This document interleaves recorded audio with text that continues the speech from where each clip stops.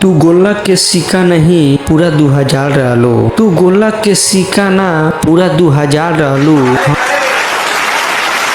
हम रही नदी तू बीच धार रहलो। अरे तू गोला के सिक्का ना हो पूरा 2000 रहलो। हम रहनी नदी तू बीच धार रहलो। तू कुछ भूला तरुए हमार करेजा कि तू कुछ भूला तरुए हमार करेजा। पियवा से पहले हमार रहलो कि पियवा से पहले हमार रहलो।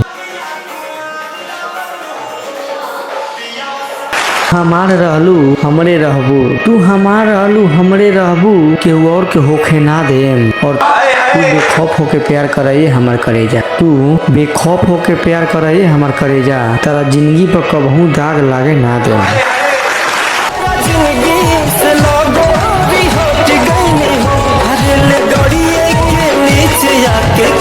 शायद अच्छा लगा होगा तो जरूर वीडियो को शेयर करिएगा। और ऐसे ही शायरी सुनने के लिए आप चैनल पे पहली बार हैं तो चैनल को सब्सक्राइब करिएगा। और दोस्तों जरूर वीडियो को शेयर करिएगा। अच्छा